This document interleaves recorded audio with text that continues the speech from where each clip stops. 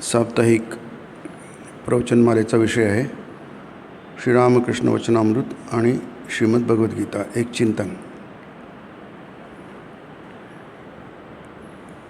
या दोन्ही ग्रंथांचं वैशिष्ट्य म्हणजे की एका विशिष्ट मनोभूमिकेतून एका विशिष्ट मनाला पातळीपर्यंत पोचवल्यानंतर त्यांच्या मुखातून जी वाणी बाहेर पडते ती आपण भगवद्गीतेमध्ये आणि यामध्ये बघतो. त्याला ईश्वरी वाणी म्हणतात किंवा देववाणी म्हणतात. जिथे मनुष्य राहत नाही आपण बोलतो ती मनुष्यवाणी असते, कारण आपण आपल्या बुद्धीचा उपयोग करतो आणि त्या बुद्धीतून आपण जो विचार केलेला असतो, चिंतन केलेलं असतं, ते आपण आपल्या वाणीद्वारे शब्दांच्या माध्यमातून भाषेच्या माध्यमातून मांडतो.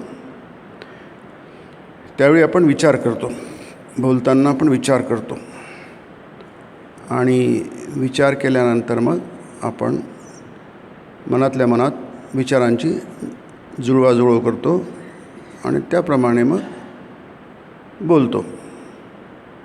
तर ही झाली सर्वसाधारण पद्धत. परंतु ज्यावेळी तुमची बुद्धी जी आहे ही बुद्धी ज्याप्रमाणे सर्वसामान्य माणसं वापरतात त्याप्रमाणे ती वापरली जात नाही. त्याला श्रीरामकृष्णांनी म्हटलं आहे शुद्ध बुद्धी. शुद्ध बुद्धी आणि शुद्ध आत्मा एकच असं ते म्हणतात. आत्मा हा नेहमी शुद्ध असतो की नाही, पण बुद्धी मात्र तशी नसते. माणसाची विचारशक्ती जी आहे ती विचारशक्ती नेहमीच दूषित असते. जसं आपण बाहेर पडलो घराच्या तर सगळं वातावरण धुळीने भरलेलं असतं.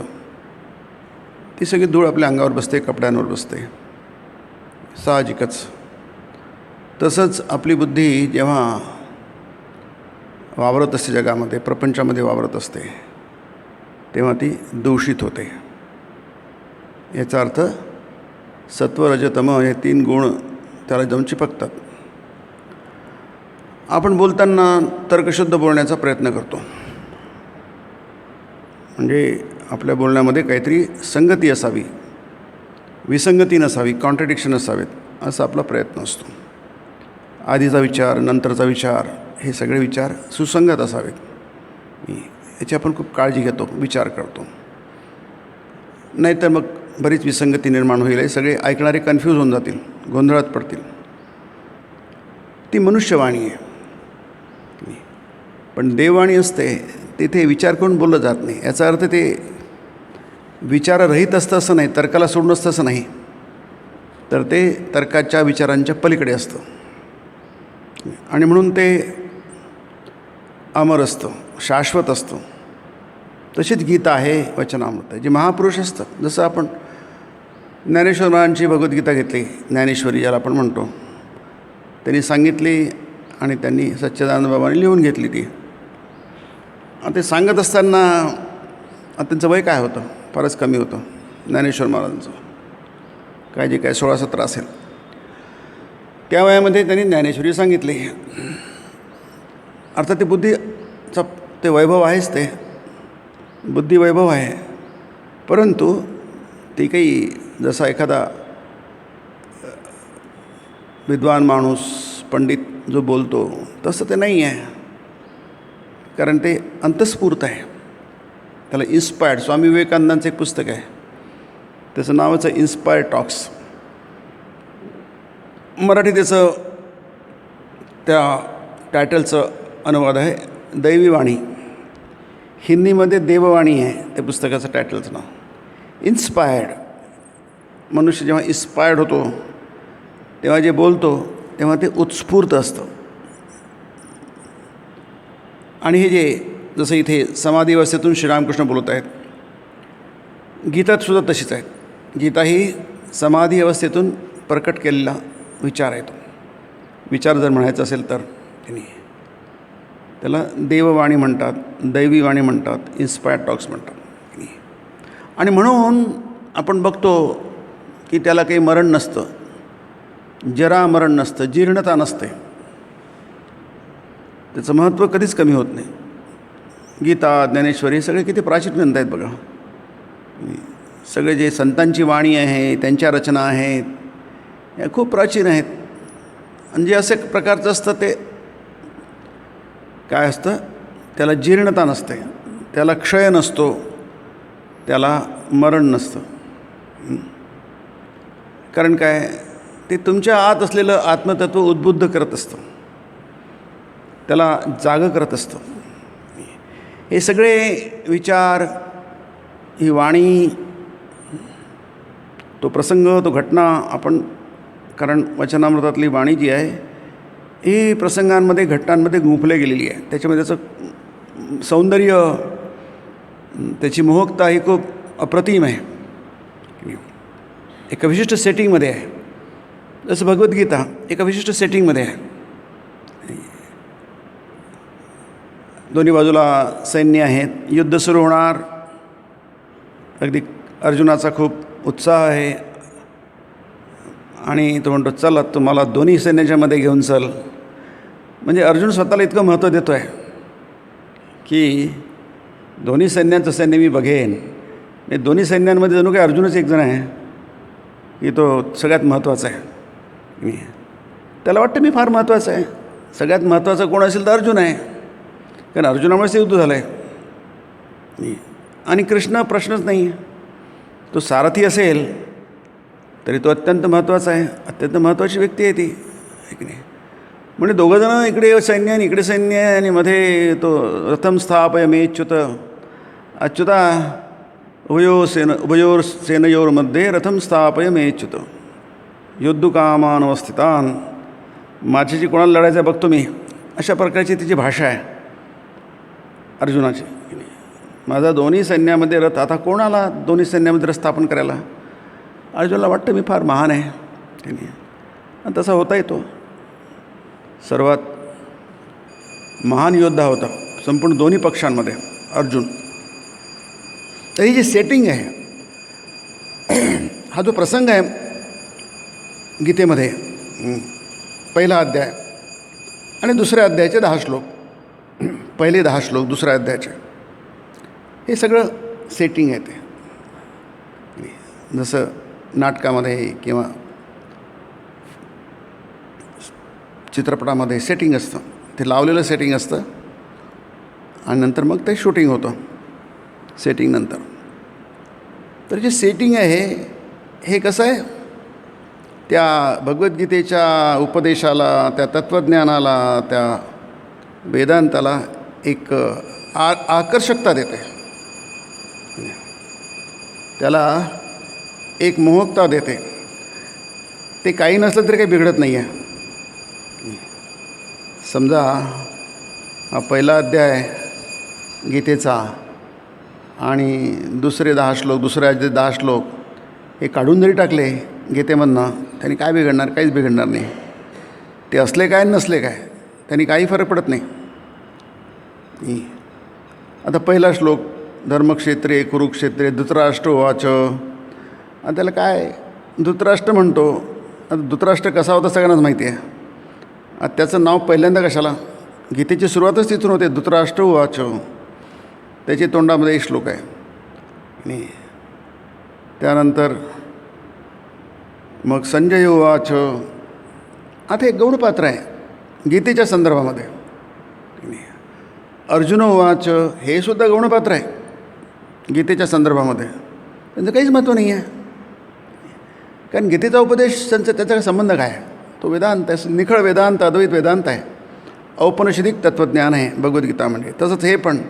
आता इथे इतकं सेटिंग आहे बघा वचनामृतामध्ये, फार सुंदर सेटिंग आहे. प्रत्येक अध्याय त्याच्यामध्ये एक एक प्रसंग तसा बघा. आता जसं आपण बघतो आहे की दक्षिणेश्वरहून कलकत्त्याकडे जहाजामध्ये त्यांचं हे चालू आहे, जल पाण्यावर त्यांचं जहाज चालतं आणि तो संवाद चालू आहे. एक सुंदर सेटिंग. देवालय आहे, ते देवालय, त्याचं सगळं फार सुंदर वर्णन महेंद्रनाथ गुप्तांनी केलेलं आहे. पण मुख्य काय आहे? उपदेश. ते तत्त्वज्ञान ते मुख्य आहे. त्यामुळे सगळं काढून टाकलं तरी पण त्यांनी काय होतं, त्यांनी त्या उपदेशाची आकर्षकता आणि स्वीकार्हता वाढते. जसं नचिकेताचा संवाद आहे, यमाचा संवाद आहे कठोपनिषदामध्ये, ते सगळंच काढून टाकलं तरी काही बिघडणार काहीच नाही, का ते गौण आहे, त्याला गौण म्हणतात, आख्यायिका म्हणतात. म्हणून उपनिषदामध्ये त्याला आख्यायिका असं म्हटलं आहे. शंकराचार्य आख्यायिकेला म्हणजे रोचक करण्यासाठी आहे, स्तुती करण्यासाठी आहे, की लोकांची त्याच्याकडे बघण्याची वृत्ती ही थोडी स्वीकारार्ह व्हावी, त्याचा स्वीकार जास्ती व्हावा. जसं पुराण आहेत, पुराणामध्ये भरपूर गोष्टी आहेत. त्या गोष्टी कशासाठी आहे? त्या गोष्टीतला बोध महत्त्वाचा आहे. पण बोध घेणं फार कठीण असतं, सर्वसामान्य माणसाला फार कठीण असतं. विज्ञान कथा असतात ना, त्यातलं विज्ञान महत्त्वाचं असतं, कथा महत्त्वाच्या नसतात. पण कथेच्या कोंदणामध्ये जेव्हा त्या कथा ते तत्त्व सांगितलं जातं, लोक तिकडे वळतात. वळण्याची वृत्ती, इच्छा, प्रवृत्ती जास्ती होते. म्हणून नेहमी लक्षात ठेवायला पाहिजे की गीतेचं तत्त्वज्ञान महत्त्वाचं आहे नाही. आणि थोड्या वेळासाठी धरून चालू आपण, अगदी थोड्या वेळासाठी, की ऐकणारा अर्जुन आहे, सांगणारा कृष्ण आहे. कृष्णार्जुन संवाद आहे असं म्हटलेलं आहे. या दोघांमधला संवाद आहे की नाही. आपण अर्जुनाला वगळून टाकलं, पहिले 10 अध्याय 46 श्लोक आणि दुसरा अध्याय 10 श्लोक वगळून टाकले, आणि अगदी कृष्णालाही वगळून टाकलं. तत्त्वज्ञान तसंच आहे. म्हणूनच गीतेच्या भाषामध्ये शंकराच्या म्हटलं आहे, अर्जुनम निमित्तीकृत्य, अर्जुनाला फक्त निमित्त केलं आहे तिथे. पार्थो वत्स सुधीर भोगता असं म्हटलं आहे. पार्थ हा वत्स आहे, म्हणजे वासरू आहे. जसं गाईला पाना फुटावा म्हणून वासरू लावतात आणि मग गाय दूध द्यायला सुरुवात करते, तर अर्जुनम निमित्तीकृत्य, अर्जुन निमित्त आहे फक्त त्याच्यामध्ये. म्हणून ही जी वाणी आहे सगळी दैवी वाणी आहे. औपनिषदिक वाणी दैवी वाणी आहे, ही मनुष्यवाणी नाही आहे. मानव नाही आहे, मानवाला त्याला स्पर्श, म्हणून त्याला म्हणतात इथे 7व्या अध्यायात जे आपण बघितलं की सगळ्या जगातल्या सगळ्या गोष्टी उष्ट्या झालेल्या आहेत. कारण आपल्या ओठाला लागली गोष्टी उष्टी होते, जी गोष्ट ओठाला लागते ती उष्टी होते. बोलताना जीभ कोणती गोष्ट उष्टी करते, त्याला स्पर्श होतो ना. म्हणून ते म्हणतात वेद पुराण सगळे उष्ट झालेले आहेत, सगळे शास्त्र उष्ट झालेले आहेत, कारण ती कथित गेली आहेत, सांगितले गेले आहेत. फक्त उष्ट काय झालं नाही, ब्रह्म उष्ट झालेलं नाही आहे. मग ब्रह्म कसं काय उष्ट झालं नाही, बाकीच्या गोष्टी कसं काय उष्ट झाल्या? कारण बाकीच्या गोष्टी जर आपण प्रसंग बघत आहोत इथे, बाकीच्या गोष्टी प्रकट करण्यासाठी मनुष्याचं व्यक्तित्व आहे, ते मनुष्यामध्ये येतो, माध्यम आहे ते. जसं बुद्धीमध्ये येते तसं मनुष्याचं व्यक्तित्वामध्ये येतं. त्याला तुम्ही टाळू शकत नाही की नाही, अशक्य आहे ते. परंतु ज्यावेळी ही दैवी वाणी असते किंवा जे मनुष्याच्या देहामधूनच प्रकट होतात, जसं ब्रह्म उष्ट झालेलं नाही आहे. हे ईश्वरचंद्र म्हणतात, ही आज पहिल्यांदाच नवीन गोष्ट मी ऐकली, किती सुंदर गोष्ट आहे, असं कधीच मी ऐकलं नाही की ब्रह्म उष्ट झालेलं नाही आहे. म्हणजे नेमकं काय की नाही, कारण ब्रह्माचं वर्णन करता येत नाही. त्याने ते 2 मुलांची गोष्ट पण सांगितली. मोठा मुलगा ब्रह्माचं वर्णन करतो, तो तोंडाने करतो, म्हणतो असं आहे ब्रह्म तसं आहे. दुसरा मुलगा काहीच बोलतच नाही, तो चुप बस आहे. हां, तुलाच काहीतरी समजलं आहे. ब्रह्म हा प्रकट करण्याचा विषय नाही आहे. मग कशाचा विषय? प्रकट करूच नका. मग ऐकायचं नको आणि सांगायचं नको. नाही, ऐकायलाही पाहिजे, सांगायला पाहिजे, पण ऐकणं आणि सांगण्याचा परिणती, त्याचा शेवट हा अनुभवात व्हायला पाहिजे. त्याला म्हणतात ब्रह्म उष्ट झालेलं नाही आहे की नाही. ब्रह्माचं वर्णन करता येतं, वर्णन नाही केलं तर मग कसं तुम्ही तुमच्यापर्यंत पोहोचणारच नाही. ते ब्रह्माचं वर्णन करता येतं आणि ते समजून पण घेता येतं. त्याची सूक्ष्मता पण आपल्याला समजून, कारण गीतेमध्ये खूप आहे, इतकं वर्णन आहे ब्रह्माचं, संक देवाचं, सगुण ब्रह्माचं, निर्गुण ब्रह्माचं. एक श्लोकामागून श्लोक आहे, 18 श्लोक अध्याय त्यांनी भरलेले आहेत की नाही. ते असल्याचं मला स्फूर्ती कशी मिळणार की नाही. त्या ब्रह्माचं आपण अनुभव घ्यायला पाहिजे. या सगळ्या वाक्य मनाच्या अतीत आहे ब्रह्म. तिथे आपण नाहीच, मनुष्य नाहीच तिथे. याचा आपल्याला अंदाज कसा येणार, कल्पना कशी येणार. पण हे सगळं झाल्यानंतर, ऐकल्यानंतर, सांगितल्यानंतर मग याचा अनुभव घ्यायला पाहिजे. तशी मनामध्ये प्रेरणा निर्माण व्हायला पाहिजे. तर मग ते, पण ब्रह्म मात्र त्याचा काही उच्चार करताना, ब्रह्माचं वर्णन नाही करताना, म्हणजे कसं अनुभव घेतल्यानंतर जे होईल आहे ते बोलता येत नाही. मूका स्वादनवत. जसा एखादा मूक व्यक्ती असावा आणि त्याला काहीतरी दिलं जावं, तो खातो आहे, त्याला ती गोष्ट आवडली पण आहे, परंतु त्याला ती व्यक्त करता येत नाही. त्याच्या एकंदर हावभावावरून आपल्याला कल्पना येते की तो खूप आनंदित झाला आहे, आल्हादित झालेला आहे, त्याला ती गोष्ट आवडली आहे, पण त्याला कशी सांगता येते, त्याच्याकडे वाणी नाही आहे. हे उदाहरण झालं. इथेसुद्धा असंच आपण जे बघतो आहे, हे सगळे जे विचार आहेत, हे सगळे विचार त्या अंतस्फूर्तीतून आले, जिथे मनुष्यच नाही, व्यक्तीच नाही आहे. म्हणजे तिथं ब्रह्माचं आपण आज चर्चा झाली. ब्रह्म म्हणजे काय? आता ब्रह्म म्हणजे निर्गुण निराकाराचं एक आहे, एक सांकेतिक शब्द म्हणा, एक पारिभाषिक शब्द आहे तो ब्रह्म. बृहत्वाच्च ब्रह्म शब्दाचा अर्थ होतो. इथे म्हटलं आहे की ब्रह्माचं वर्णन करता येत नाही.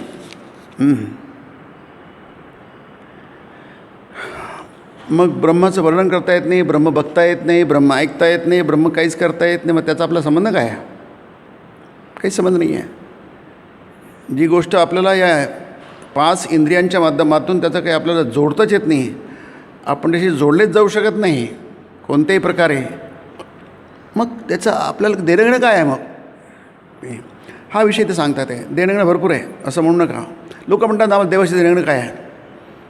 की तुम्हाला दिसत नाही, ऐकता येत नाही, ऐकीने हे माहीत नाही, तर्काने जाणता येत नाही, बुद्धीने जाणता येत नाही, कशाने जाणता येत नाही, मग आम्हाला त्याची गरज पण नाही आहे, असं लोक म्हणतात ना. हे अगदी चूक आहे की नाही? का चूक आहे? कारण तुम्हाला तुमच्या ह्या जे तुमच्याकडे जे यंत्र आहे त्यातून नाही जमता. तुम्हाला समजा आकाशातले काही खूप दूरचे तारे बघायचे आहेत आणि तुम्हाला की डोळ्याने बघणार नाही, बघता येणार तुम्हाला. चंद्र बघता येईल, काही तारे बघता येईल, पण जसे आहे तसे थोडीच बघता तुम्ही. ते किती करोडो किलोमीटर दूर असतात, तुम्ही फक्त एक टिपका बघता. तो इतका मोठा असतो, पृथ्वीच्या कितीतरी पटीने मोठा आहे. गुरु किती पृथ्वीच्या, आता गुरु दिसतो आहे पूर्वेला, की नाही, तो पृथ्वीच्या कितीतरी पटीने मोठा आहे, पण तुम्हाला एक टिपका दिसतो चमकता, की नाही हां. म्हणजे तुम्हाला या डोळ्यांनी जे बघणार, या इंद्रियांनी जे बघणार, त्याला एक मर्यादा आहे. तुम्हाला त्याचं प्रत्यक्ष स्वरूप नाही बघता येणार आणि काही तर तुम्हाला बघताच येणार नाही. मग तुम्ही टेलिस्कोप आणले, अगदी खूप पॉवरफुल, त्यांनीसुद्धा बघता येणार, पण तुम्ही अनंत त्या स्पेसला कसं काय बघणार? तुम्ही किती बघितलं तरी बघायचं जे बघितलं आहे ते फार कमी बघितलं आहे. माणसाने हजारो वर्ष प्रगती केली आणि त्यांनी ब्रह्मांड शोधून काढले. आणखी ते अमेरिकन ती काढली ना दुर्बीण, नाही, खूप दूरदूरचं बघू शकता तुम्ही. आता किती गॅलेक्सीज बघू शकता, पण किती बघून किती बघणार? अनंत याच्यामध्ये तुम्ही जे बघितलं ते फारच कमी आहे, अल्प आहे, अगदी छोटंसं आहे. न बघितलेलं मात्र किती आहे त्याची तुम्हाला कल्पनाही करता येणार नाही. म्हणून ब्रह्माचं जे आहे इथे आपण बघतो आहे की ब्रह्म अशा प्रकारे तुम्ही त्याला विचार करू नका. हा तर फार लहान मुलं जसे विचार करतात ते झालं. लहान मुलांच्या बाबतीत ठीक आहे, देव कुठे सांगा आम्हाला, आमचे कुठे गेले, पणजोबा कुठे गेले, आजोबा कुठे गेले, आजी कुठे गेली, अरे त्याला आपण सांगतो की गेले देवाघरी गेले, त्याच्यासाठी तेवढं ठीक आहे की नाही? त्या लहान मुलाला तेवढं समजू शकतं की देवाघरी गेलं, देवाघरी गेले म्हणजे नेमकं काय गेले आहे की नाही? ते समजण्याची त्याची बुद्धी नाही आहे, त्याची कल्पनाशक्ती तिथे तोकडी आहे, त्याला समजू शकत नाही. आपण त्याला समजतं त्या भाषेमध्ये आपण त्याला सांगतो आहे की नाही? मग आता हे तुम्हाला तुमच्यापर्यंत पोहोचवण्याचा प्रयत्न आहे. हा प्रयत्न प्रपंचामधूनच करायचा असतो की नाही? निष्प्रपंच जे आहे ब्रह्म, ते प्रपंचातूनच ते बोलायचं असतं. इथे तो विषय चालू आहे की नाही? म्हणून ब्रह्म कुठे आहे, देव कुठे आहे? आता देव कुठे आहे, कुठं सांगणार तुम्हाला? त्या माणसाला काय समजून सांगणार? देव मग नसतोच, मग त्याला नास्तिक म्हणा. न असती म्हणजे नास्तिक. दिसत नाही आम्हाला, त्याचं काही कळत नाही, कोणी सांगितलं त्याच्या आमच्या डोक्यावरून जातं, आम्हाला काहीच कळत नाही, म्हणून काय न असती नास्तिक आहे तो. तुम्हाला त्याची काही देणं गरज नाही, असं नाही आहे, ते समजून घ्यायला पाहिजे, ते फार महत्त्वाचं आहे. त्यांनी खूप फरक पडतो. तुम्हाला समजत नाही म्हणून ते नाही असं नाही आहे, तुम्हाला आज समजत नाही म्हणून तसं नाही आहे की नाही. शेवटी कोणती गोष्ट असण्याची असते आहे ती माझ्या संबंधानं म्हणजे तर कायच प्रश्न आहे त्याच्यामध्ये. एखादा मनुष्य आंधळ आहे, तो म्हणलं की चंद्र नाहीच आहे किंवा सूर्य नाहीच आहे, त्याच्या म्हणण्या न म्हणण्याने काय फरक पडणार आहे की नाही. कारण काय शेवटी त्याला डोळे नाही आहे, दृष्टीही नाही तो. म्हणून ब्रह्म म्हणजे त्याला आपण गेल्या वर्षी तो श्लोक बघितला गीतेतला की ज्यामुळे काय प्रवृत्ती याच्यामध्ये यत प्रवृत्तीर्भूतानां हा शब्द वापरला आहे नाही. म्हणून ब्रह्म म्हणजे काय, भूतानां प्रवृत्ती. भूत म्हणजे तुम्ही आम्ही, जे काही प्रकट झालं आहे त्याला भूत म्हणतात. भूत म्हणजे झालेलं आलेलं तुमच्यासमोर आलं त्याला भूत म्हणतात. आता तुम्हाला ते प्रवृत्त दिसतंय ना, प्रवृत्तीचे दोन अर्थ केलेले आहेत शंकराचार्यांनी. एक म्हणजे उत्पत्ती म्हणजे निर्मिती, जन्म झाला की नाही. आपल्याला माहिती आहे की प्रत्येक गोष्ट जन्म होतो, निर्माण होते, नसते ती असते, दिसायला लागते की नाही. त्याला निर्मिती म्हणतात, उत्पत्ती म्हणतात. दुसरं म्हणजे ती नुसती उत्पन्न होत नाही, काहीतरी कृती आहे, काहीतरी होतं. मनुष्य नुसतं जन्माला येत नाही, आल्यावर तो नुसतं रोडायला लागतो जोरजोराने. मी सांगतो आपलं अस्तित्व जाणवून देतो तो की नाही. तो जन्माला येतो म्हणजे प्रकट होतो, जो प्रकट झालेला नसतो सगळ्यांना दिसायला लागतो आणि तो आपल्या उपस्थितीची जाणीव सगळ्यांना मोठ्याने रडतो, तो जोराने रडतो की नाही. म्हणजे त्याला म्हणतात चेष्टा. हिंदीतली संस्कृतमध्ये चेष्टाच म्हणतात, मराठीमध्ये आपण चेष्टाचा अर्थ वेगळा घेतो. चेष्टा म्हणजे प्रयत्न, त्याची काहीतरी प्रयत्न. आता श्वास घ्यायचा प्रयत्न आहे त्याला, रडतो तो खूप. आणि श्वास घेणं रडणं फार जरुरीचं आहे की लहान अगदी जन्म झाल्यानंतर रडतो, खूप जोराने रडतो. ते रडणं फार आवश्यक आहे. रडणं आलं की म्हणजे नो प्रॉब्लेम की नाही, आता काही अडचण नाही आहे, तो ठीक आहे, सगळं ठीक आहे. जोराने रडतो फक्त, म्हणजे त्याला म्हणतात प्रयत्न की नाही. जन्माला आल्यानंतर जगण्याचा प्रयत्न, या दोन गोष्टी कशामुळे होतात की नाही. ही कशामुळे होतात, जन्माला कशामुळे येतो, त्याला काहीतरी कारण पाहिजे नाही. सकारणात गोष्ट घडते, मग तो प्रयत्न करतो, रडतो म्हणा, जे काय असेल पुढे तो दूध प्यायला लागतो, हालचाल करायला लागतो, रडायला लागतो, काय पुष्कळ गोष्टी करतो. नंतर जन्मभर तर आणखी काय काय काय करतो, जन्मभर काही ना काही करतो तो. जेव्हा मग त्याचं करणं थांबतं तेव्हा तो निश्चेष्ट होतो, त्याला निश्चेष्ट म्हणतात. व्यक्ती निश्चेष्ट आहे, चेष्टा निश्चेष्ट म्हणजे संपलेली आहे. आता तो चेष्टा करत नाही. एक शब्द मराठीत आहे, तो मराठीत पण हा शब्द वापरला जातो, निश्चेष्ट. निश्चेष्ट म्हणजे तो प्रयत्न करत नाही, आता करू शकत नाही. कारण प्रयत्न करण्यासाठी जी चेतना पाहिजे या देहामध्ये, ती चेतना निघून गेलेली आहे. म्हणून ते देह निश्चेष्ट झालेला आहे.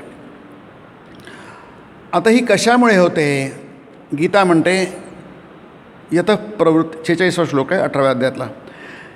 यत प्रवृत्तीर्भूतानां. भूत म्हणजे सगळी, अगदी मुंगीसुद्धा तुम्हाला ती चावते.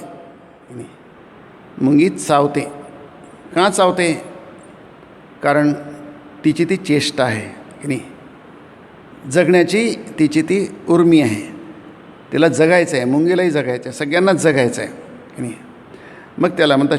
आणखी एक गोष्ट दिसते, यत प्रवृत्तीर्भूतानां येन सर्वमिदं ततप की नाही. मग ते कुठे आहे, हा प्रश्न पुन्हा उद्भवतोच ना. कुठे आहे ते, तुम्ही म्हणता की अशी काहीतरी गोष्ट आहे, असं काहीतरी तत्त्व आहे की नाही. मग ते आहे कुठे, तुम्हाला दिसणार नाही तुम्हाला, पण त्याच्या कृतीवरून तुम्हाला दिसेल की उत्पत्ती आपोआप कशी होणार, आपोआप प्रयत्न कसे होणार. आता हा जो लाईट लागला आहे, वरचा आहे, पंखा आहे, हा काम करतो आहे, सगळं काम करत आहे दिसतं आहे. पण काम करत आहे दिसतं आहे, मग आपण म्हणतो हा करते की, तसं नाही. करताय म्हणजे काहीतरी त्याच्या मागे आहे ना, चेतना आहे ना. ती गेली की सगळं बंद होतं ना, हे त्याचा परिणाम दिसतो ना. वीज गेली की सगळंच बंद पडतं ना. त्या विजेवर सगळे निरनिळ्या प्रकारच्या गोष्टी, त्याला भूतानां म्हटलं आहे, त्या काम करत आहेत. मग याच्यावरून तुम्हाला समजतं की चेतना आहे, त्यालाच ब्रह्म म्हणतात. मग ते कुठे आहे, त्याचं उत्तर दिलं आहे, कुठे नाही आहे की नाही. कुठे आहे प्रश्नाचं उत्तर आहे, कुठे नाही आहे. तुम्ही सांगा मला कुठे आहे. तुम्ही शोधायची गरजच नाही आहे, सगळीकडेच आहे. यत प्रवृत्तिर्भूतानां येन सर्वमिदं ततं, ज्यानी सर्वम इदम सर्वम ततं. ततं शब्दाचा अर्थ होतो व्याप्तम. ततं व्याप्तम, सगळं त्यांनी अणुरेणू भरलेलं आहे. आता हे थोडंसं कठीण आहे समजणं. अणुरेणू भरलं आहे म्हणजे कुठे नाही असं नाहीच आहे. अगदी मृत व्यक्तीमध्ये सुद्धा, मृतदेहामध्ये, आता मृतदेह म्हणणं चुकीचा वाक्प्रचार येतो, कारण देह नेहमीच मृत असतो, आहे की नाही. मग त्याला मृतदेह विशेषणाची गरज नाही आहे की नाही. पण आपल्याला काहीतरी समजायला, व्यवहारामध्ये काहीतरी गोष्टी समजून घ्याव्या लागतात, आहे की नाही. आपण ज्याला शिजलेला भात म्हणतो, आणि भात त्याला शिजलेलाच भात म्हणतात, पण व्यवहारामध्ये आपल्याला काही गोष्टींचा उपयोग करावा लागतो, जरी ते प्रयोग चुकीचे असले तरी करावा लागतो, आहे की नाही. मृतदेह आहे, त्याच्यामध्ये सुद्धा चेतना आहे की नाही. ज्याच्यात चेतना आहे, या अर्थाने म्हणत नाही मी की चेतना ती गेलेली नसते, म्हणून ते पंचप्राण जे असतात ना, की नाही, त्याच्यामध्ये असतात. ते हळूहळू सगळं ते निघून जातं, एक एक एक एक अवय करून पायाकडून डोक्याकडून निघून जातं ते. हा सगळा याचा प्रश्न आहे, तुमच्या ह्या विज्ञानाचा प्रश्न आहे, आपण त्याच्यात जात नाही आहे. परंतु त्याच्यामध्ये सुद्धा चेतना असते की नाही. देहामध्ये सुद्धा चेतना असते, म्हणजे त्याला अस्तित्व आहे की नाही. जिथे जिथे अस्तित्व आहे तिथे तिथे ब्रह्म आहे. सच्चित आनंद अस्ति भाती प्रिय, असं ब्रह्माचं स्वरूप आहे. अस्ति म्हणजे देह अस्ति. अस्ति शब्द हा क्रियापद आहे. अस्ति मराठीमध्ये आपण त्याला आहे म्हणतो. तो आहे ना, मग तो ब्रह्म आहे. म्हणून म्हटलं आहे सर्वमिदं ततं, इदं सर्वं ततं, येन सर्वमिदं ततं. याच्यामध्ये तुम्हाला ततं व्याप्तम आहे. आता फक्त ते इतकं कमी आहे, इतकं अल्प आहे की त्याला आपण ठेवू शकत नाही. त्याला आपल्याला त्याची विल्हेवाट लावावं लागते. त्याला दहन करा, दफन करा, काहीतरी करा नाही, मग ते आपल्या मूल पंचतत्वामध्ये मिळून जाईल. आता पंचतत्व आहे. आता जे ब्रह्म आहे तुम्हाला दिसत नाही का. आता आपण दोन बघितले गीतेमधले की नाही, की उत्पत्ती आणि प्रयत्न. प्रत्येक जीव प्रयत्न करतो, किडासुद्धा धावतो, असं कुठेच नाही. प्रत्येकजण जगण्याचा प्रयत्न, जगण्याची चढावड आहे की नाही. सतत माणूस जगण्याचा प्रयत्न करत असतो शेवटपर्यंत नाही. मग ही आपली काय म्हणतात उर्मी, जगण्याची इच्छा, त्याला अस्मिता म्हटलं आहे, रागद्वेष अभिनिवेश म्हटलं आहे योगशास्त्रामध्ये. जगण्याची अगदी तीव्र इच्छा, आपल्याला राहायलाच पाहिजे ही इच्छा जी आहे नाही. तर हे जे ब्रह्म आहे की नाही, ते तुम्हाला या तात्विक रूपात सांगितलं गीतेमध्ये, की जे प्रवृत्तीभूतानां की नाही आणि सगळ्यांनी व्याप्त आहे. आता हे दोन्ही गोष्टी आपल्या दृष्टीने उपलब्ध होत नाही की नाही. प्रयत्न करतो आहे, पण प्रयत्न कोण करून घेतो हे उपलब्ध होत नाही आपल्याकडे की नाही. आपण जन्माला आलो आहे, पण आपल्याला कोणी जन्माला घातलं ते सुरुवातीला फार रामकृष्णांनी ठाकूरांनी फार छान सांगितलं दुसऱ्या अध्यायामध्ये, की त्याच्या मुलाच्या लालन पालनासाठी आई मुलांना त्यांनी जन्म दिलेला आहे. म्हणजे मुलाचा जन्म नाही, आईचा वडिलांचा जन्म. म्हणजे मुलाचा जन्म झाले की ती स्त्री आई होते या अर्थाने, त्याच्या आधी नसते ती. बाप होतो या अर्थाने. त्यांनी त्या मुलाच्या लालन पालन, फार सुंदर तो अध्याय आहे, त्याच्यातले ते फार सुंदर आहे. ते एक 10-20 वाक्य, 10 वाक्य 10-12 वाक्य आहे, की त्याच्या लालन पालनासाठी आईबाप उत्पन्न केले. तिथेच थांबला नाही देव, तर त्याच्यामध्ये दया प्रेमाचा संचार करून दिला, असं वर्णन आहे. फार छान आहे वर्णन आहे ते. ब्रह्माचं वर्णन आहे. ब्रह्म आणि आता इथे म्हणतात आहे शक्ती, त्याला शक्ती म्हणतात. ती आली कुठून की नाही. सगळ्या भूतांमध्ये ही शक्ती आली कुठून, त्याला कोणी शिकवलं आहे? कोणी शिकत नाही. तो पक्षी असतो, कुठून तरी काहीतरी घेऊन येतो आणि त्या पिलांच्या तोंडात टाकतो. त्याला काय गरज आहे, झालं जन्म झालं नाही, ते जगणं हे आवश्यक आहे. मग जगवतो कोण?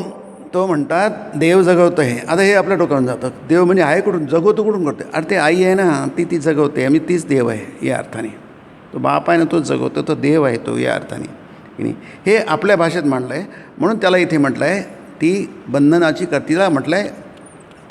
इथे ठाकूरांनी म्हटलेलं आहे 30 म्हटलेलं आहे. 30 म्हणजे ही शक्ती आहे, मायाशक्ती आहे की नाही. ही सर्वनाम आहे. 30 म्हणजे सर्वनाम आहे. ती मायाशक्ती ब्रह्माची आहे. तुम्हाला ब्रह्म नाही समजलं तर ती तर समजते. म्हणून आपल्याकडे देवीची पूजा होते, आपल्याकडे मूर्तीमध्ये पूजा होते आहे की नाही. तुम्हाला देव समजत नाही, तिची मूर्ती तर समजते. तुम्हाला देव दिसत नाही, मूर्ती तर दिसते. तुम्हाला देवाची पूजा करता येते, मूर्तीचीच पूजा करता येते नाही, एकच आहे ते नाही. म्हणून स्वकर्मणा तम अभ्यर्च, तम अभ्यर्च, अभ्यर्चना म्हणजे पूजा नाही. भजस्व माम, माझं भजन कर म्हणजे माझी सेवा कर. सेवस्व माम, देवाची सेवा करा. देवाची सेवा जे काही करतात ती देवाची सेवा असते की नाही. आपल्याला वाटतं की नाही देवाची सेवा म्हणजे पूजा केली की देवाची, नाही, एव्हरीथिंग. सुंदर श्लोक आहे. स्वकर्मणा तमभ्यर्च सिद्धिं विंदती मानवा. सगळे सर्वनाम आहे. मानव म्हणजे कुठलाही पृथ्वीच्या पाठीवरचा कोणाचा मनुष्य आहे ना, तो त्याला 2 कान 2 हात 2 डोळे सगळं आहे ना, मनुष्यासारखा दिसतो ना. तो माकड नाही ना, गोरिल्ला नाही ना, बेबून नाही ना, ओरँगुटँग नाही ना, माणूस आहे. हा माणूस आहे, मग याला सिद्धी मिळेल, याला यश मिळेल, तो आत्मज्ञानी होईल. फक्त तो जे काय करतो त्याने देवाची पूजा करा. मी त्याला सांगा की हे जे माझ्यामध्ये जी प्रेरणा आहे, मी जन्माला आलेलो आहे, मी जी जन्मभर जे काही हालचाल करतो आहे, हे सगळं देव करतो आहे. ती देवाची पूजा आहे. त्याला देवाची पूजा. देवाची पूजा म्हणजे जेव्हा आपल्याला गंधपुष्प लावून देवाची पूजा, ती देवाशी करा. तुम्ही प्रयत्न करता, सेवा करता, ती देवाची पूजा. देवाची पूजा नाही असं काहीच नाही आहे. म्हणून सगळे सर्वनाम, मानवा तम अभ्यर्च, सगळे सर्वनाम आहेत बघा, आहे की नाही. येन सर्व, सगळं सर्वनाम. येन सर्वमिदं ततं, आहे की नाही. कुठेही तिथे व्यक्तीचा स्पर्श नाही आहे की नाही. कारण सगुण साकार जी गोष्ट असते ती आपल्याला समजते, आपल्या बुद्धीमध्ये येते, निर्गुण निराकार येत नाही आहे. पण दोन्हींचा संयोग जो आहे की नाही, या दोन्हींचं सामंजस्य आहे हे आपल्याला इथे दिसतं आहे.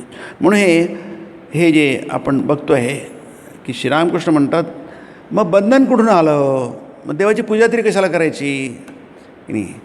सेवस्व माम कशाला, आता ते आहे ना, अनित्यम सुखम लोकम इमम प्राप्य भजस्व माम. आता हा लोक म्हणजे हा जग, हे जे प्रकट झालेलं जग आहे, म्हणजे त्यात आपण पण आलो. हे कसं आहे, अनित्य आहे, काही सांगता येत नाही. आहे नाही नाही, त्याला अनित्य म्हणतात. अशाश्वत म्हणजे तसंच, त्याचा काही भरोसा नाही आहे की नाही. इथंच थांबत नाही ते. असुखम आहे म्हणजे सुख नाही आहे. न सुखम असुखम, सुख नाही आहे.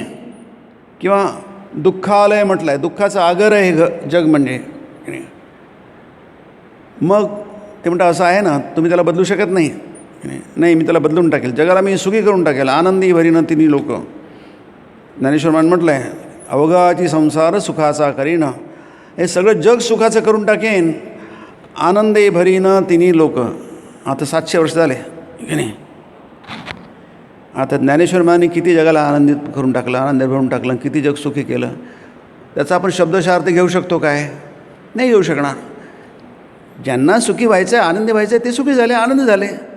बाकी ज्यांची पाळी यायची आहे ते होतील जेव्हा त्यांची पाळी येईल तेव्हा. आज शक्य नाही आहे की नाही, कारण त्यांना सुखी व्हायची, ते ब्रह्माला लाभाची त्यांची इच्छाच नाही आहे. जेव्हा कोणत्या जन्मात होईल तेव्हा त्यांनाही आनंद होईल, तो अक्षय आनंद. अक्षय सुखमश्नुते गीतेमध्ये म्हटलं आहे आणि आत्यंतिकम सुखम अश्नुते असं म्हटलं आहे. आत्यंतिक सुखाची प्राप्ती होईल आहे, अत्यंत सुखाची प्राप्ती होईल, अक्षय सुखाची प्राप्ती होईल, पण दूरची गोष्ट आहे ती. मग तोपर्यंत काय, भजस्व माम. माम भजस्व म्हणजे काय, माझं भजन केलं, माझी सेवा केली की तिथे अनित्य वगैरे काही नाही आहे, सगळं नित्य आहे. तिथे दुःख वगैरे काय नाही, सगळं सुखच आहे. तो देवाच्या सेवेत जितका मग्न राहिला आहे तितका तो सुखी राहिला आहे. सेवा म्हणजे पुन्हा म्हणतो की फक्त जी आपण घरी देवघरात करतो तेवढीच पूजा नाही आहे, ते करायलाच पाहिजे. पण त्या व्यतिरिक्त आपण 24 तास जे करतो किंवा त्याला धरून जे करतो ती सगळी देवाची पूजा आहे. सुंदर शब्द, तमभ्यर्च सिद्धिं विंदती मानवा. मग माणूस हा परफेक्ट होतो, परिपूर्ण होतो की नाही. मग त्याच्या देहाचं सार्थक होतं, या मनुष्य देहाचं सार्थक होतं. त्याला धन्यता म्हणतात, कृतकृत्यता, सार्थकता म्हणतात. मग तो धन्य होतो. आज काय पण धन्यमध्ये काही नाही आहे की नाही. हां, ढकलणं चालू आहे, आपली ढकलगाडी चालू आहे की नाही, एक एक दिवस जातो आहे की नाही. म्हणून तिथे भजस्व माम कशाला, तू या दुःखपूर्ण अनित्य जगात आलेला आहे, ह्याला तू टाळू शकत नाही, कोणीच टाळू शकत नाही. जन्मानंतर मृत्यूंजन कोणाच ते अटळ आहे ती गोष्ट. पण तुझ्या दृष्टीने एक गोष्ट शक्य आहे, त्याच जगामध्ये मी पण आहे. माम हे अस्मत याचं आहे ते, माम मा आवामनु अस्माकम नहा. हा जो माम म्हणजे मला भज, माझी सेवा कर, माझं भजन कर. कशाला? कारण तुला हे लागू होणार नाही. मग हे जगाची अनित्यता आणि जगाचं दुःखपूर्ण हे जे स्वरूप आहे हे तुझ्यासाठी बाद होऊन जाईल. म्हणून हे सगळे संत किती आनंदी असतात बघा, आहे की नाही. ते ह्या जगात आहेत, नुसतं नावालाच जगात आहे. ते आपल्यासारख्या जगात नाही आहे. आपण जगात आहो आणि जग आपल्यात आहे. आत अगदी ठासून भरलेलं आहे. बारूद जशी भरली जाते ना, तशी बारूदसारखं आपल्या ठासून जग भरलेलं आहे. आणि बाहेरचं सगळं जग आहेच. त्यांच्यात बाहेरही नसतं ना आतही नसतं. त्याला म्हणतात आसक्तीरहित, ममत्वरहित असतात ते. ममत्वरहित म्हणजे देव आमचा आहे, आम्ही देवाचे, बाकी गेलं चुरीत, आपल्याला काय देणे घेणे काही नाही, आहे की नाही.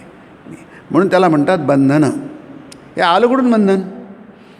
देवाच्या स्वरूपात बंधन नाही आहे, सदा मुक्तच आहे ते.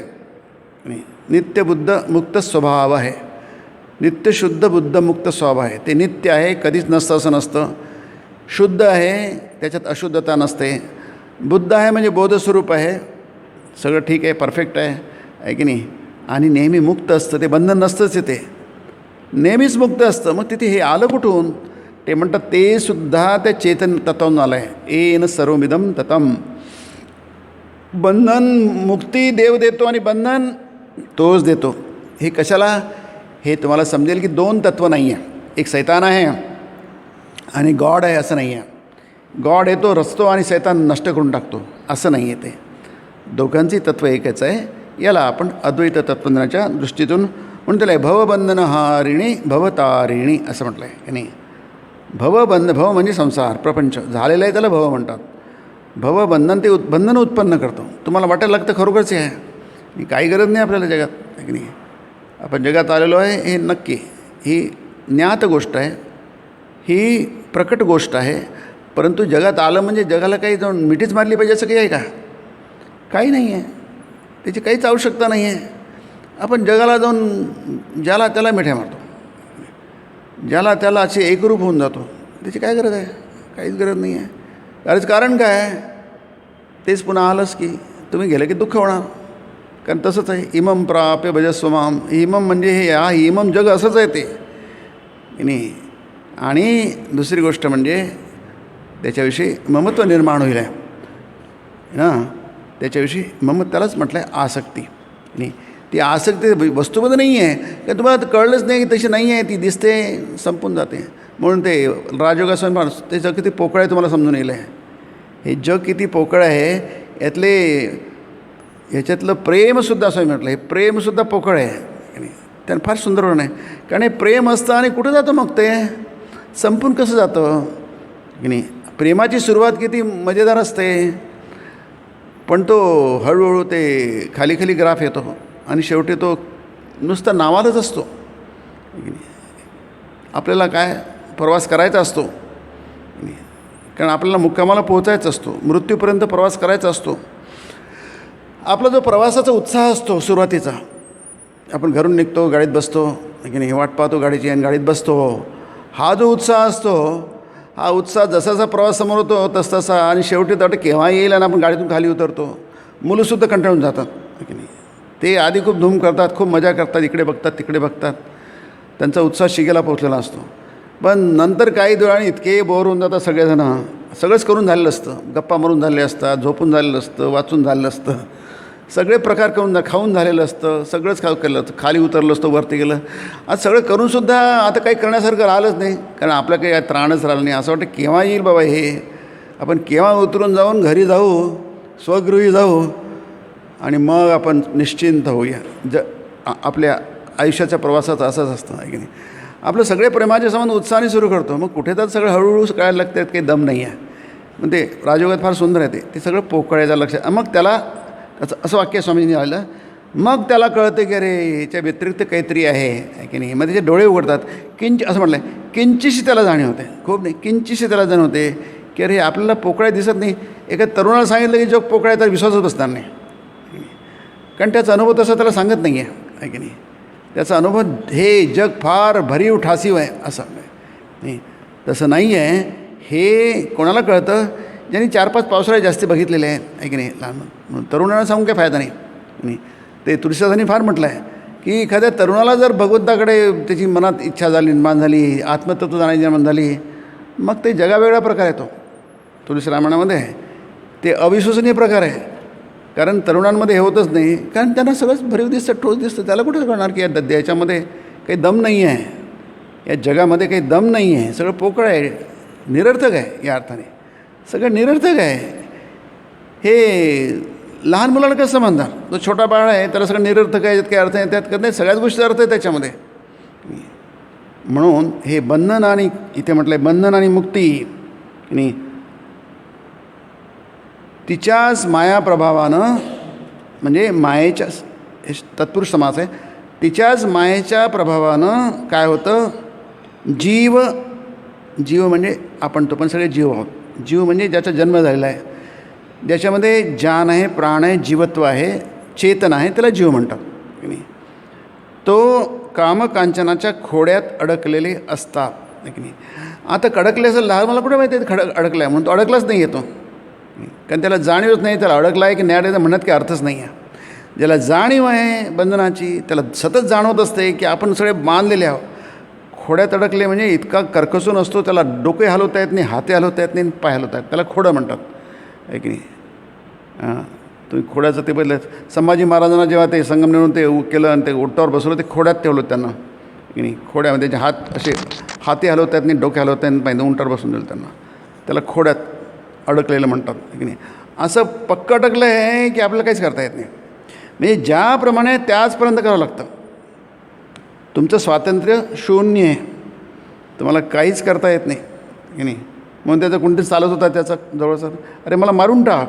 की नाही, त्यांनी मारायला गेला होतो, मला मारून टाक, पण याच्या लक्षात आलं त्या मुसलमानाच्या, त्याने मारू दिलं नाही. की नाही. नंतर मग हाल झाले संभाजी महाराजांचे. तर इथे जे आहे ती दोन्ही गोष्टी आहे. संसाराच्या खोड्यात, आता संसाराचं खोडं किती आहे हे आपल्या अनुभवावर आधारित आहे. की नाही. ते तुम्हाला ते श्रवण मनन चिंतनाने कळेल. की नाही. त्याने आपण दुःखी होणार नाही, आपण सुखी होऊ. कारण जागृती ही सुख देते. की नाही. आपण जेव्हा जागे होतो तेव्हा ती आपल्याला ज्ञानाची पायरी येते, त्याला ज्ञान होतं. अज्ञान हा अंधकार असतो. अज्ञान अंधकार दाटलासे फार. अज्ञान हे अंधार हे अज्ञानाचं सूचक असतं, प्रकाश हे ज्ञानाचं सूचक आहे. आणि त्यामुळे मग आपण आनंदित हो. हे जर समजलं आपल्याला, ही जगामध्ये काही अर्थ नाही आहे, पण जगाचे नियम पाळावे लागतात. मायेच्या राज्यातले सगळे नियम पाळावे लागतात. मग तुम्ही नियम न पाळल्यामुळे तुम्हाला जे त्रास होईल तो होणार नाही. की नाही. नाहीतर जग पोकळ आहे, काही अर्थ नाही आहे, मग काय तोडा नाही नियम, नाही, मग तुमचे प्रॉब्लेम शेकडोपटीने वाढतील. ते सगळे नियम पाळा. कारण काय, तुम्हाला ब्रह्मज्ञान वगैरे काय झालेलं नाही आहे, फक्त तुम्हाला परोक्ष ज्ञान झालेलं आहे. हे फक्त परोक्ष कळलेलं आहे, इनडायरेक्टली कळलेलं आहे. डायरेक्टली कुठं कळलेलं आहे तुम्हाला. पण जोपर्यंत तुम्हाला डायरेक्टली कळत नाही तोपर्यंत इनडायरेक्ट जगातले सगळेच्या सगळे नियम पाळा. तिथे चूक करू नका. लोक तिथेच चूक करतात. की नाही. आणि म्हणून म्हटलं आहे की तीच तुम्हाला बंधनात करते. आणि तिची दया होतास, सुंदर आहे, तिची दया होतास, ती कृपाळू होते, तिला करुणा जागृत होते. झालं पुष्कळ झालं, याला मोकळं करा ना आता. की नाही. मूल खूप जेव्हा रडते, भोकाट पसरतं, तेव्हा आई मग धावत येते आणि त्याला मग जवळ घेते. कारण काय, तिने बघितलं असते की आता हे पोरगं थांबत नाही. की नाही. मग ती त्याला म्हणतात दया. तिची दया होताच परत मुक्त देखील होतात. म्हणजे बंधनही वास्तविकता आहे आणि तसंच मुक्ती पण वास्तविकता आहे. की नाही. आपल्याला बंधनाची खूप जाणीव आहे, पक्की जाणीव आहे. की नाही.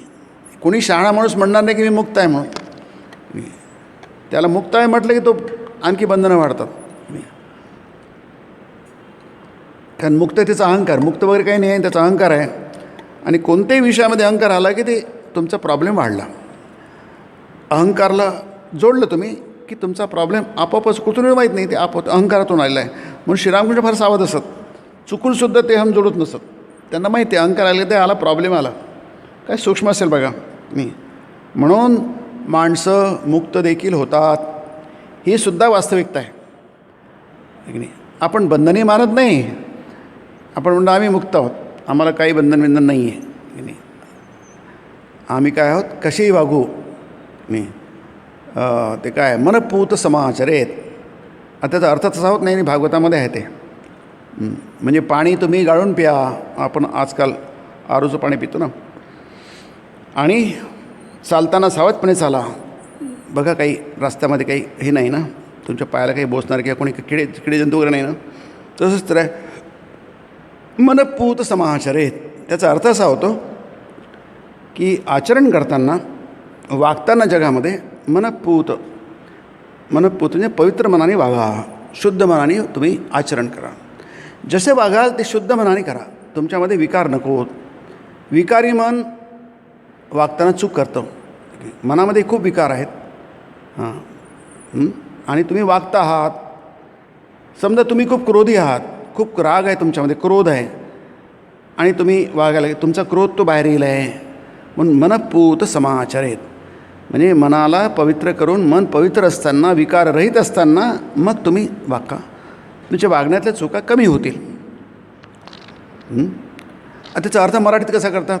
तुम्हाला मनपूत समाचरेत, तुम्हाला जसं वाटेल तसं वागा. तो अर्थ त्याच्यात नाही आहे, संस्कृत अर्थ तो नाही आहे, पण मराठीत आपण तसं घेतलेलं आहे. असो, तर इथे ती भवबंधनहारिणी, ती भवतारिणी, या भवसागराच्या पलीकडे घेऊन जाणार. आणि तिथे तुम्हाला त्या ब्रह्माचं तो जो रूप आहे, जसं म्हटलं ना की सिद्धिं विंदती मानवाहा, म्हणजे तो भवसागराच्या पार जाईल आहे. कोण नेईल तुम्हाला? ती देवी नेईल आहे, ती जगदंबा नेईल आहे. तिनेच तुम्हाला हे सगळ्याच्या नंतरचे जे भजनं आहेत की नाही, ते म्हणते की लाखो पतंगांपैकी फक्त 1-2च काटले जातात, आणि त्यावेळी मग तू त्यांच्याकडे बघत आनंदाने टाळ्या पिटतीस. कारण काय, तिच्याच कृपेमुळे झालं आहे. रामप्रसाद म्हणतो की कटलेले पतंग अनुकूल वाऱ्याने भरकन समुद्राच्या पार जाऊन पडतील. ती लीलामयी आहे.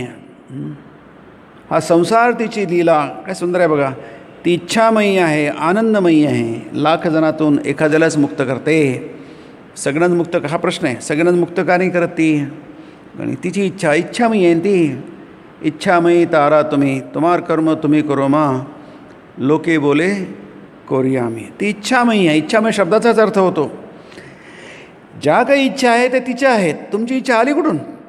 की नाही, तुमची जर इच्छा असेल तर मग इच्छामयी कशी होणार? मय म्हणजे प्राचुर्य, सगळं काही त्याला मय म्हणतात. जलमय, पृथ्वी जलमय झाली, जिकडे तिकडे पाणी दिसते. प्रलयमध्ये पृथ्वी जलमय होते. नाही, इच्छामय जर ती असेल तर तुमची इच्छा आली कुठून मग? म्हणजे तुमची इच्छा नावाची गोष्टच नाही आहे. जी काही आहे तिचीच इच्छा आहे. याचा अर्थ काय? याचा अर्थ देवाची इच्छा असेल तर होईल, नाही तर होणार नाही. आपण हे सगळे विचार ध्यानाच्या याच्यात संदर्भात वापरता येतात, आहे की नाही? ध्यान करताना मी ध्यान करीत असं नाही की नाही. देवाची इच्छा असेल तर होईल, नाही जाईल तर नाही होणार. तुमचा अहं तिथे येत नाही. आपला अहंकार आपण तिथे आणतो, आहे की नाही? काय जमलं नाही जरा, की नाही, आज मात्र आपण आणखी नेटाने प्रयत्न करू, आहे की नाही? असं प्रत्येक दिवशी आपण म्हणतो. आज मात्र आपण कालच्यासारखं होऊ देणार नाही, आहे की नाही? असं दररोज म्हणतो आपण, आणि दररोज पुन्हा तेच होतं, आहे की नाही? मी चूक आहे का नाही? बरोबर नाही. सनिश्चयेन योक्तव्यो योगो निर्विण्ण चेतसा, असं भगवद्गीता म्हणते. हा जो योग आहे त्याचं अगदी निश्चयाने, दृढतेने योक्तव्यो, म्हणजे त्याला झुंपा. सुंदर शब्द आहे योक्तव्यो, क्रियापद आहे. त्याला झुंपून घ्या तुम्ही. तिथं अहंकार आलाच की येऊ द्या, काय हरकत नाही. सनिश्चयेन योक्तव्यो योग निर्विण्ण चेतसा, कंटाळा येऊ देऊ नका आणि आळस करू नका. निर्विण्ण चेतसा, आणि किंवा वैताग येऊ देऊ नका. न वैतागता, न कंटाळता, न उबग येऊ देता. जमतं नाही जमत त्याचा विचार करू नका. योगाचं हेच वैशिष्ट्य आहे की नाही. चित्तवृत्तीचा निरोध आणि चित्त शांत होणं, की नाही, हे तुम्ही अशक्य गोष्टीला तुम्ही हात घातलेला आहे की नाही. जी गोष्ट शक्यच नाही आहे, मानवी प्रयत्नांना, मानवी सामर्थ्याला शक्यच गोष्ट नाही आहे, ती गोष्ट तुम्ही करण्याचा प्रयत्न करता. मग लोक म्हणतात आम्हाला ध्यान शिकवा. ध्यान काय शिकवणार? नाही, ध्यान कसं काय शिकलं जातं? ते फक्त तुम्ही नेटाने करा, करत राहा. उबग येऊ देऊ नका. सनिश्चयेन योक्तव्यो योगो निर्विण्ण चेतसा. मग म्हटलं असं करता करता इथं काय म्हटलं शब्द कसा वापरला आहे, तिची दया होते आणि तिची दया होते आणि मग मुक्त देखील होतात. एक छान हे दिलं आहे की आई दाराच्या मागे जाऊन लपते, कपड्याच्या मागे लपते, बाळ छोटं असतं, ते आई दिसत नाही, ते एकदम गांगरून जातं, भांबा होतं. हे वचनामृतात ते उदाहरण आहे. आणि इकडे बघतं तिकडे बघतं, त्याला कुठे दिसत नाही आई, त्याच्याजवळच असते ती, पण ती इतकं छोटं असतं की त्याला ते शोधता येत नाही की नाही, कुठे दिसत नाही. मग हळू त्याचा चेहरा रडवेला होतो आणि मग शेवटी तो रडायलाच लागतो, डोळ्यातून धारा लागतात की नाही. हे सगळं ती आई बघत आहे, तिला सगळं दिसतं आहे, मुलालाही दिसत नाही आहे. मग शेवटी ते येते, मग आई दरद बाहेर धार येते आणि तिला उचलून घेते. असं ते आहे. मग तिच्या मनामध्ये करुणा उत्पन्न, दया उत्पन्न होते. आता पुष्कळ रडवलं, आता पोला रडवलं बरोबर नाही आता की नाही. मग आधीच कशाला रडवलं, आता तो तिचा प्रश्न आहे की नाही. त्याला ते रडलेलं मूल ते बघायचं आहे आणि शांत, म्हणजे ते माझ्याशिवाय होत नाही वगैरे वगैरे. तर हे जे आहे इथे तिथे फक्त एकच आहे. म्हणजे कसं ते ब्रह्म आपल्याला इनडायरेक्ट आहे, ब्रह्माचा आपल्याशी काही संबंध नाही आहे की नाही. पण संबंध नाही असं म्हणून चालणार नाही आहे. याचं कारण काय, ब्रह्मासून दुसरं काहीच नाही, तुमचं फक्त ब्रह्माशी संबंध आहे. तो कसा आहे तो इथे म्हटलं आहे. ही जगदंबा म्हटलं आई म्हटलं आहे. काही तुम्ही वापरा, आई हा शब्द किंवा जगदंबा शब्द भारतामध्ये किंवा भारतीय याच्यामध्ये याचं वैशिष्ट्य आहे आणि म्हणून त्याला इथे लीलामयी आहे. हा संसार तिची लीला, म्हणजे हा खेळ आहे. लीला म्हणजे खेळ. या जगाच्या खेळामध्ये तुम्ही तिला प्रत्यक्ष बघू शकता, कणाकणात बघू शकता. त्या सगळा तिचाच खेळ आहे. म्हणून तो गीतेचा श्लोक आहे, सर्वमिदं ततं की नाही. सगळंच काही तिचं आहे. म्हणजे तुमचे जे प्रॉब्लेम्स आहेत नसतील, सुख दुःख माया, नंतर यश अपयश, जे गीतेत सगळं सांगितलं, अष्टधा प्रकृतीवर सांगितलं आहे, जे काही आहेत ते तुमचे सगळेच्या सगळे अनुभव, मानवी जीवनातले सगळेच्या सगळे यच्चावत 100% अनुभव त्यातून तुम्हाला ती घेऊन जाते आहे. राजयोगात म्हणजे तुमचा हात पकडून तुम्हाला विविध अनुभव देते आहे ती. फक्त आपण ते स्वीकारत नाही, आपण कुरकुर करतो, नाराजी व्यक्त करतो. अद्वैतशास्त्र म्हणतं ती तुम्हाला तुमचा हात पकडून विविध अनुभवातून तुला घेऊन जाते आणि शेवटी देवापर्यंत पोचवते. मम माया दुरत्तया की नाही, मामेव ये प्रपद्यन्ते माया मेताम तरंती ते. ती माया भगवंताचं दर्शन करून देते की नाही. ती माया तुम्हाला देवाचं दर्शन, देवाशी तुम्हाला मिळवून देते की नाही. आणि मग ते म्हटलं आहे राजयोगामध्ये स्वामीजींनी, ती पुन्हा परत जाते आणि दुसऱ्या जीवाला मुक्त करायला जाते. ही भाषा आहे जी तुम्हाला सहज समजू शकेल की नाही. आणि तिनं मनात आणल्यास साऱ्यांनाच मुक्ती मिळू शकेल. तर मग तिनं आम्हाला संसारात जखडून ठेवलं. हे सगळे जे विचार आहेत, सगळे जे प्रश्न आहेत, शंका आहेत, आशंका आहेत, ह्या कशासाठी आहेत की आपण आपल्या लौकिक विचारशक्तीतून, तर्कातून आपण ते प्रकट करतो. आपण ते तत्त्वज्ञान जे आहे नीट समजून न घेता आपल्यातले जे विचार असतात ते आपण प्रकट करतो. म्हणून विचार येऊ द्या, शंका येऊ द्या, प्रश्न येऊ द्या, पण सतत तुम्ही तत्त्वज्ञानाकडे जाण्याचा प्रयत्न करा. तत्त्वज्ञान काय म्हणतं मग तुम्हाला लक्षात येईल आहे आपल्या प्रश्नांना काही अर्थच नाही आहे. कारण प्रश्न नाहीच आहेत ते. आपल्याला तत्त्व न समजल्यामुळे आपल्याला ते प्रश्न निर्माण होतात. लहान मुलांमध्ये खूप प्रश्न होतात, निर्माण होतात. ते प्रश्न नसतात, मोठ्यांना माहिती आहे प्रश्नाला काही अर्थ नाही आहे, पण त्या मुलाला ते समजलं ना मुळे तो प्रश्न येतो. मग मोठे माणसं काय ते त्याला उत्तर देतात आणि त्याला समजेल अशी उत्तरं देतात. तसंच आपल्याला सतत त्या तत्त्वज्ञान म्हणजे काय आपण बघितलं, रामकृष्ण ठाकूर म्हणतात तत्त्वज्ञान म्हणजे काय. तत्त्वज्ञान म्हणजे तुम्ही वेगळे नाही, तुम्ही काय आहात, पोटेन्शियली डिव्हाइन आहात, त्याला तत्त्वज्ञान म्हणतात की नाही. तुम्ही तुमचं दिव्यत्व सोडून दुसरं सगळं निरर्थक आहे. एकच गोष्ट सत्य आहे की तुम्ही दिव्य पुरुष आहात, तुम्ही देवता आहात, या तुम्ही देवता आहात. आणि बाकी जे काही असेल स्वामी म्हणतात ते सगळं काय हॉगवॉश आहे की नाही, निरर्थक आहे, त्याला काही अर्थच नाही आहे. हेच फक्त सत्य आहे. तुम्हाला आज समजत नसेल, या घडीला समजत नसेल, काय बिघडलं आहे, पुढे समजेल. पण सत्य हेच आहे की सच्चिद आनंद स्वरूप तुम्ही आहात, ते येन सर्वमिदं ततं. हे सोडून दुसरं काहीच नाही, सगळंच भगवंत, देव देव देव. म्हणून आपल्याकडे ही अद्वैत तत्त्वज्ञानाचं जसं ज्ञानेश्वरीत खूप आहे, गीतेत भरपूर आहे त्याच्यामध्ये. आणि 46वा श्लोक जो आहे सगळंच व्याप्तम आहे. येन सर्वमिदं ततं. त्याची पूजा करा म्हणजे सतत त्याला स्वतःशी जोडा, स्वतः त्याच्याशी जोडा. सतत आपण भगवंत आत आहे, भगवंत बाहेर आहे, डावीकडे आहे, उजवीकडे आहे. नम पुरस्ता ततपृष्ठत असते. गीतेमध्ये म्हटलं आहे, अर्जुन म्हणतो आहे देवाला, देवा तुला मी समोरून प्रणाम करतो, मागून प्रणाम करतो, इकडून प्रणाम करतो, तिकडून पडतो, वरून करतो, प्रणाम करतो, पुन्हा करतो, पुन्हा करून पुन्हा. ते कितीदा ते पुन्हा म्हटलं आहे. याचं कारण काय आहे? याचं कारण त्याला ते आपल्याला व्यक्त करता येत नाही, पण ते भावना तर आहेत, त्याला व्यक्त करतो आहे भावनेच्यावर. मग ते शब्दाच्या पुन्हा मी इथून करतो, तिथून करतो, पुन्हा प्रणाम करतो. याचा अर्थ काय? त्याला ते विश्वरूप दर्शन म्हणजे देव सोडून त्याला दुसरं काहीही दिसत नाही आहे. ती देवाची कृपा आहे, त्याला विश्वरूप दर्शन म्हणतात. ते ब्रह्म तुम्हाला विश्वरूपात दिसतं. ततम सर्वम व्याप्तम की नाही. ते ब्रह्म त्याला पूर्ण ह्याच्यात दिसतात, त्याचे हात दिसतात, त्याचे पाय दिसतात, सगळं जगामध्ये भरलेलं आहे. ते विश्वरूप आहे की नाही. जसे आपण विश्वरूप नाही, आपण आपलं एक थोडीशी स्पेस आपण ऑक्युपाय करतो, पण ते ब्रह्म संपूर्ण विश्व व्यापून जातं आणि तरी पण ते सगुण साकार आहे, म्हणून ते विश्वरूप त्याला म्हणतात. ते वैशिष्ट्य आहे. आणि ते गीतेमध्ये 11व्या अध्यायामध्ये त्याचं वर्णन आहे. ते गीतेचं वैशिष्ट्य आहे की ते कसं विश्वरूप असून तुम्ही मनुष्यरूपात कसं काय व्यक्त होणार, पण ते वैशिष्ट्य आहे. म्हणून अर्जुन म्हणतो की तुला मला शक्य आहे का दाखवणं? म्हणतो हां शक्य आहे, अशक्य आहे पण तुला शक्य आहे. म्हणून ते म्हणले अशक्य आहे पण अर्जुनात भक्तीमुळे हे शक्य होऊ शकतं की नाही. ज्ञातुमच प्रविष्टुमच परंतप. असो, पुढचा भाग आपण पुढच्या रविवारी पुढच्या प्रवचनात बघूया. ओम निरंजनम नित्यमनंतरूपम भक्तानुकंपाधृतविग्रहं वै ईशावतारं परमेशमीड्यं तं रामकृष्णं शिरसा नमामि. ओम शांति शांति शांति. हरिः ओम तत्सत्. श्रीरामकृष्णार्पणमस्तु.